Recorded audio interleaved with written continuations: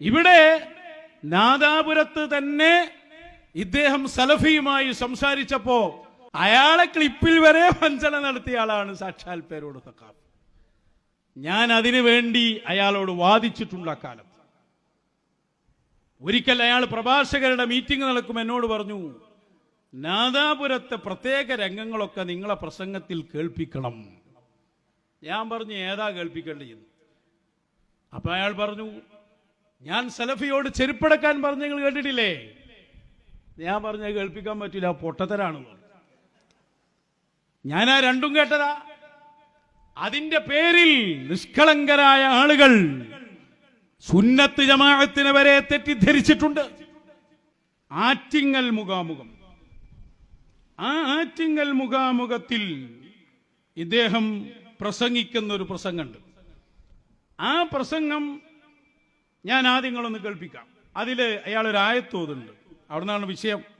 Fine തിബ്ന ലക്കും അൻ ശൈഇൻ മിൻഹു നഫ്സൻ ഫകുലൂഹു ഹനീഅൻ മരീഅ.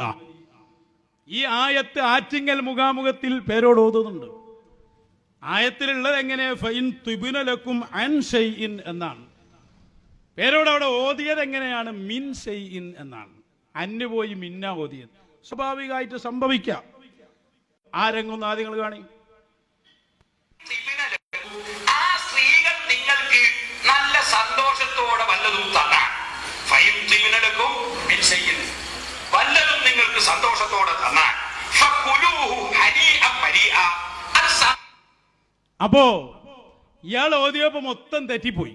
കാരണം എന്താ? ഫൈൻ തിബ്നലക്കും അൻ ശൈഇൻ എന്ന് ഓതേണ്ട അടുത്ത് എങ്ങനെ ഓതിയത്? മിൻ ശൈഇൻ. അതിന്റെ പുറമെ അൻ ശൈഇൻ മിൻഹു നഫ്സൻ എന്നുണ്ട്. ആ ഓതിയില്ല. എന്നിട്ട് ഫകുലൂഹു ഹനീഅൻ മരീഅ എന്ന് ഓതി. അപ്പൊ ഈ വിഷയം സലഫി വെല്ലുവിളിക്കുകയാണ്. എന്താ ചോദ്യം? താങ്കൾ ഓതിയ രൂപത്തിൽ ഒരു ആയത്ത് പരിശുദ്ധ ഖുർആനിൽ കാണിച്ചു തന്നാൽ താങ്കളുടെ ചെരുപ്പ് ഞാൻ എടുക്കാം. ഇതാണ് വെല്ലുവിളി. ഓതിയത് എങ്ങനെ? മിന്നുള്ളത് അന്നാക്കി, അന്നുള്ളത് മിന്നാക്കിയിട്ട് ഓതി. അതിന്റെ പുറമെ ആയത്തിൽ ഒരു ഭാഗം കട്ടു. ഇതുപോലെ ഖുർആനിൽ ഉണ്ടെങ്കിൽ എന്നാണ് സലഫിന്റെ വെല്ലുവിളി. ഇയാൾ എന്താ ചെയ്തെന്നറിയോ? ഇയാൾ പാവപ്പെട്ട കൗമിനെ നാദാപുരത്ത് ഒരുമിച്ച് കൂട്ടിയിട്ട് ഇയാൾ പറഞ്ഞു, ഇതാ സലഫി വെല്ലുവിളിക്കുകയാണ്. പരിശുദ്ധ ഖുർആനിൽ ഫൈൻ തിബ്ന ലക്കും എന്നൊരു ആയത്ത് കാണിച്ചു തന്നാൽ ചെരുപ്പെടുക്കാമെന്ന സലഫി പറഞ്ഞത്. ഇതാ ആയത്ത്. ആയത്ത് സലഫിന് ഓതുണ്ട്. എന്നിട്ട് ആ വെല്ലുവിളിയാണ് മാറ്റിയാണ് ഈ ചങ്ങാതി ഹൈവാൻ ചെയ്യണത്. നിങ്ങൾ മനസ്സിലാക്കണം. ഇയാള് തെറ്റി ഓതിയപ്പോ അങ്ങനെ ഒരു ആയത്തുണ്ടാന്ന ചോദ്യം. ഇയാള് ഫൈൻ തിബ്ന ലക്കും എന്നുള്ള ആയത്തുണ്ടോന്നാക്കിയത്. എന്ത് സൂക്ഷ്മത! എന്നിട്ട് ഭയങ്കര ജോറിൽ വെല്ലുവിളി സ്വീകരിക്കുന്ന രംഗം വന്നിട്ട് കൊടുക്ക്. ആറ്റിങ്ങൽ മുഖാമുഖത്തിൽ നിങ്ങൾ ഇപ്പോ ഓതിയ ഫൈൻ തിബ്ന ലക്കും എന്ന് നിങ്ങൾ ഓതിയ രൂപത്തിൽ ഒരായത്ത് കാണിച്ചു തന്നാൽ പേരോടായി പ്രസംഗം ഇന്ന് നിർത്തും. ഇന്ന് നിർത്തിയേക്കും ഈ പരിപാടി. ഇവിടെ നിന്റെ ചെരുപ്പെടുത്ത് നടക്കും ഞങ്ങള്. കള്ളം അല്ലാഹുവിന്റെ പേരിൽ പറയേ. ആയത്ത് കണ്ടോളി. ഫൈൻ തിബ്ന ലക്കും. നോക്കോ, ഫൈൻ തിബ്ന ലക്കും.